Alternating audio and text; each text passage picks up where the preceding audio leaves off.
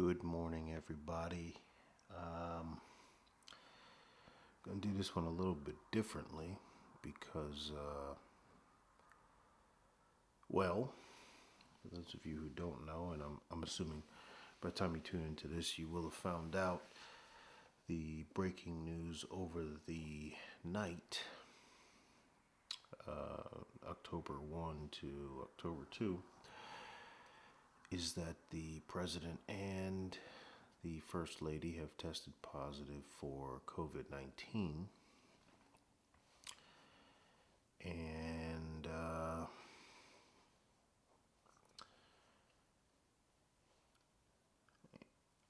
man, that's a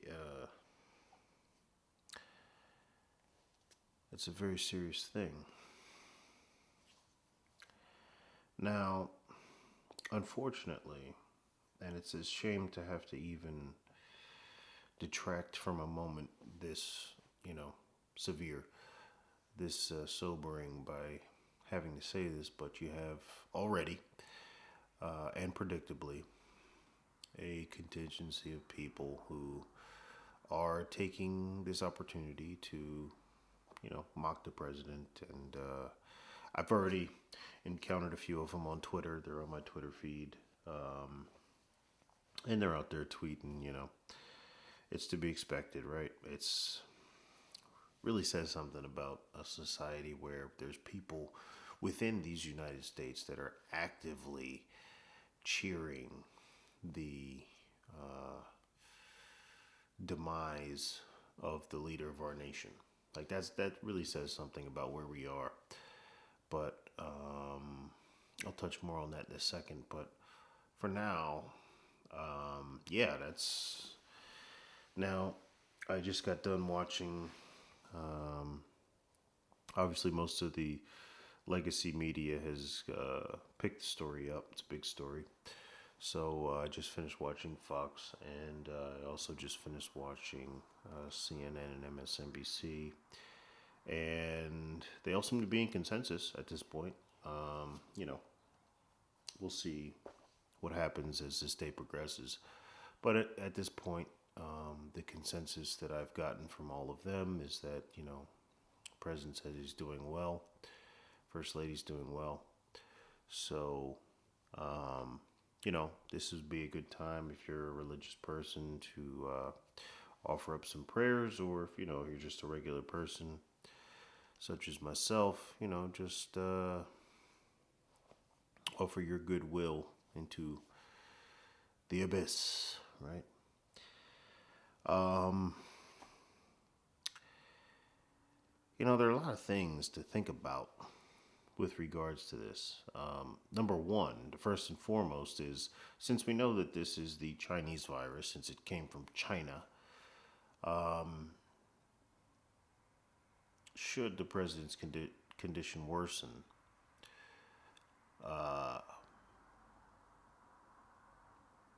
that would put the world in a very interesting position. And I'm going to, I have a cursory understanding of what can and cannot fly here on YouTube. I mean, I'm still a fledgling in all this, but I man, this really bothers me. I'm not gonna lie to you, this really, really bothers me. A disease that was manufactured in a lab by a nation envious of our station in the world, that was subsequently released, and all pertinent information was hampered, if not altogether kept from us.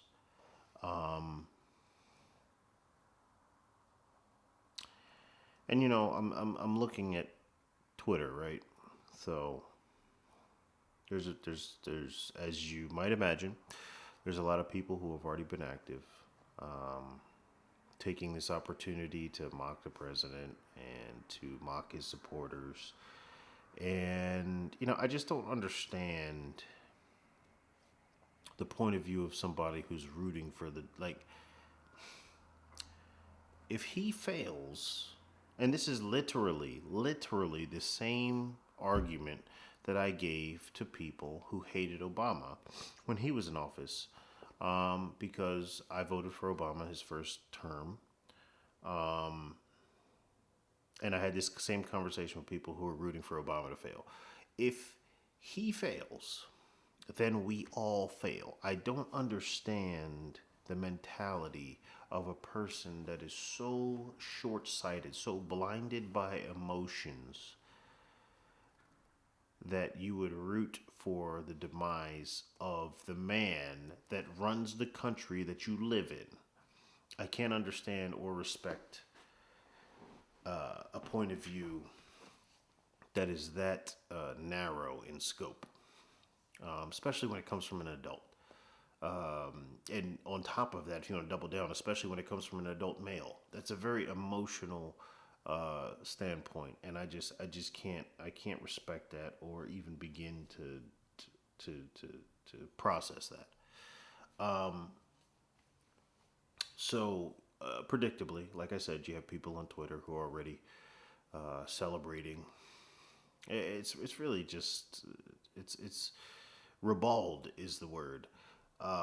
It's just the fact that you have people who celebrate that. That's regardless, right? I mean, case in point, Ruth Bader Ginsburg. Most of the things she stood for, I stand in direct opposition of.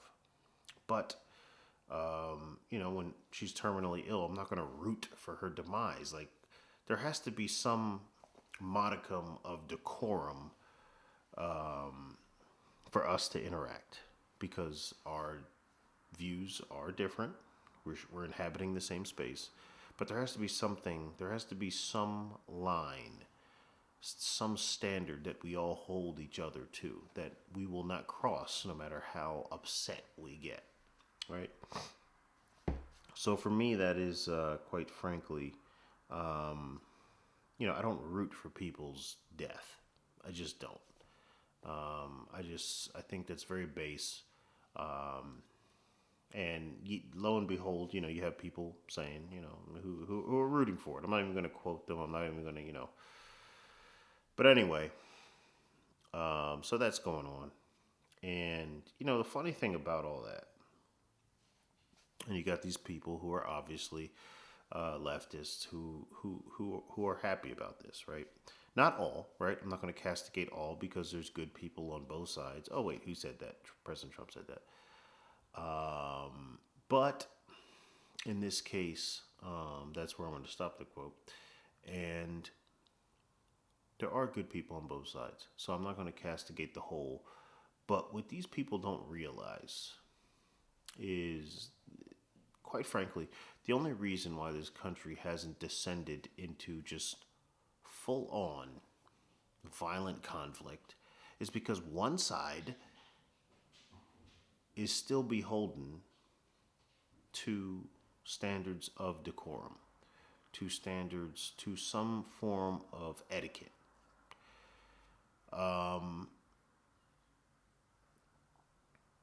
And that side is the right. Now, there are a few things that I think could be the proverbial straw that breaks the camel's back. One is a election that is defrauded, which it would seem efforts are being made to secure that. This would be the other, the untimely demise of our leader, and a response that is not unified in the grief of the loss of the head of our nation.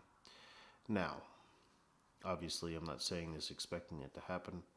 I fully expect him to make a phenomenal recovery, to be his normal, pugnacious self. But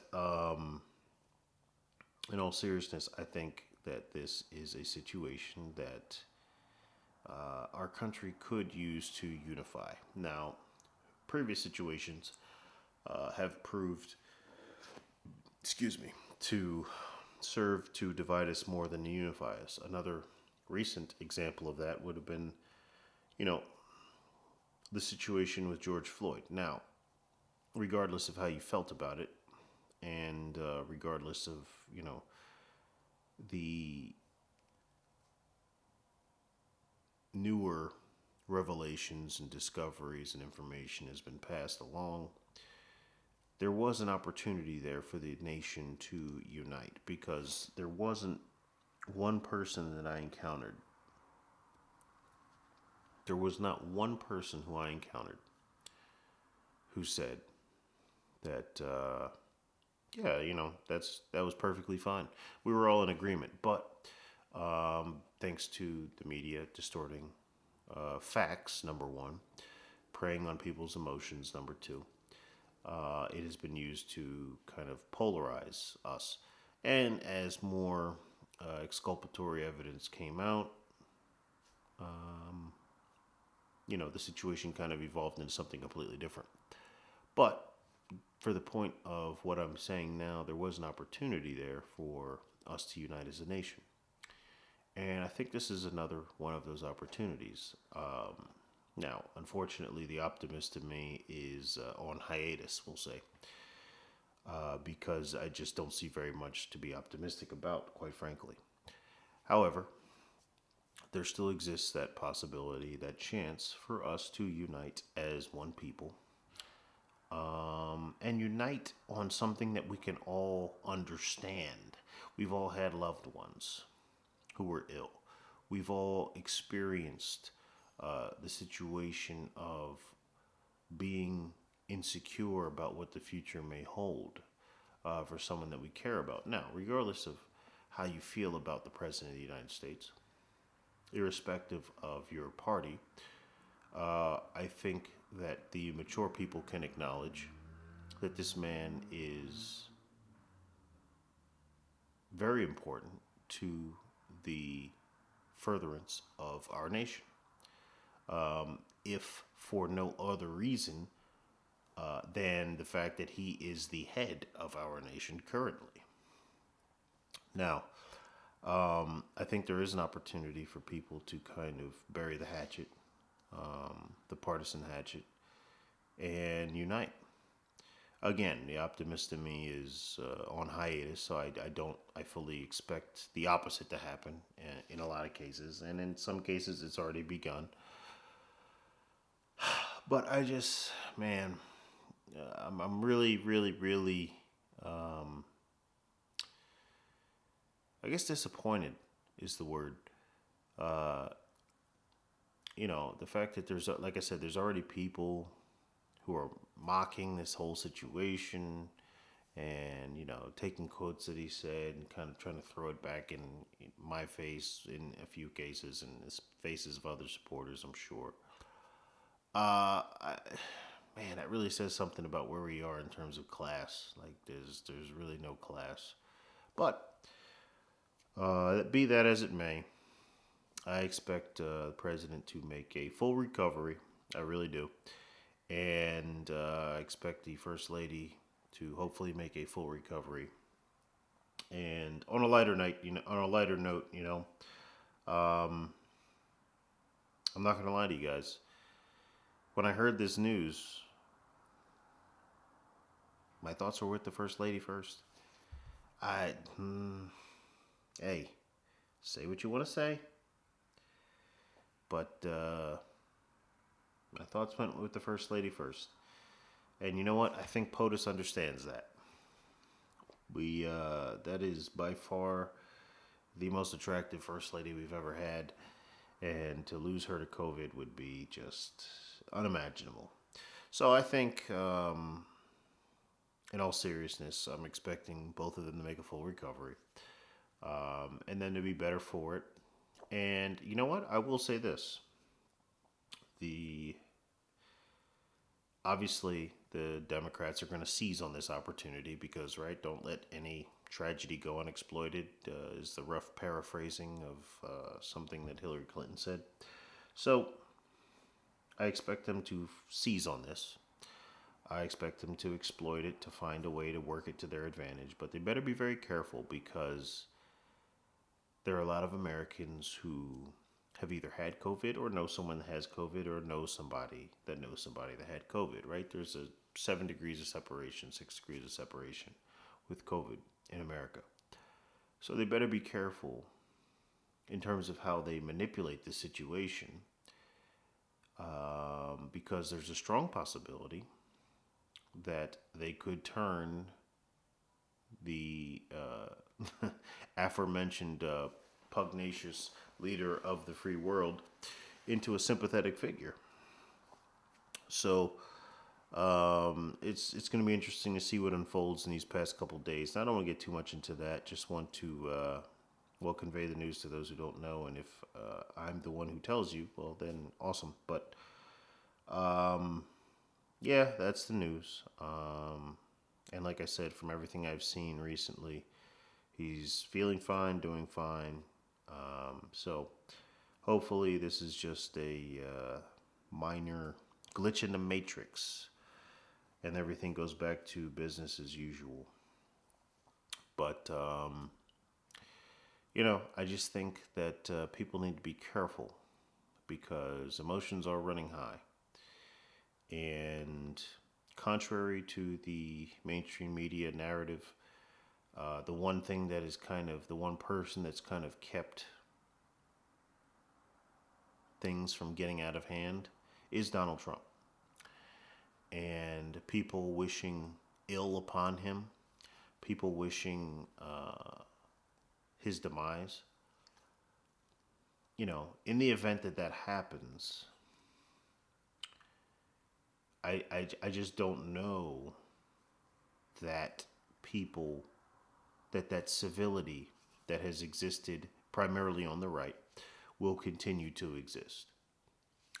And, I spoke to a friend of mine who was talking about the riots and all that stuff. And he's like, these people, they're serious. They mean business. And he was just kind of, I don't know if I'd use the word scared, but he was definitely, there was definitely an impression made upon him. And I just wanted to remind him that, anybody can look tough when the person that they're attacking isn't fighting back. And I think that is a statement that bears regarding. Because contrary, again, if you're outside of the bubble, you know this, right? But if you're in the bubble, New York, New Jersey, Pennsylvania, California, then you don't know this. But for the most part, the violence has come exclusively from one side, and that's the left. All of the violence that I have seen from the right has been retaliatory or in defense. In defense is probably a better way to categorize it. But I just have a genuine concern that things could get worse if there is, God forbid, a situation where the president does not persevere through this. Especially when it is accompanied and buttressed by insults, jabs, barbs, sarcastic kind of callous remarks.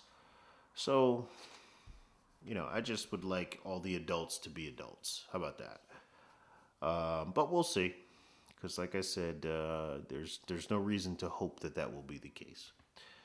Anyhow, that is this little tidbit of Planet Hog. I'm sorry it's a little bit of a downer, but it's a serious situation. It's a serious situation that could have global ramifications. This is not to speak of. I've spoke primarily about domestic affairs, but how would this affect what's going on the world stage? I mean, it's pretty much, I'm going to say pretty much to be safe, but I feel pretty confident that it's universally understood that this came from China, from a lab in China. And, even though that was considered racist when this first started by mainstream media and people were being blocked for giving the truth. But I think at this point that is understood. And there are ramifications of that. That is basically a passive assassination attempt. So I wonder what could come of that. I wonder what the ramifications of this could be. None of which are good, obviously. So I guess we'll just have to wait and see. I'll be back at you guys tomorrow. Tomorrow. I'm gonna pop one of these out a day. I could pop one out a day. And we'll try to veer off the topic of politics and things like that. I really want to get into things beyond that. However, politics are the leading conversation of the day, so I'd be somewhat remiss to simply ignore it. I am going to have a discussion with Mr. Jim Beam and maybe some eggs, and then it is bedtime for me. You day walkers, enjoy your day, but us night creatures, shout out to all the people who work at night. We are going to bed. So, yeah, that's the news. President, First Lady tested positive for COVID. Obviously, my thoughts are with them, and hopefully yours are too. But yeah, man, maybe this is an opportunity for us to come together as a nation. How about that? Not optimistic, but there's an opportunity. There, you're saying there's a chance. That's right, there's a chance. Anyhow, thanks for tuning into this episode of Planet Hog, and I will catch y'all on the flippity, flippity, flippity, flippity, bibbity flip side.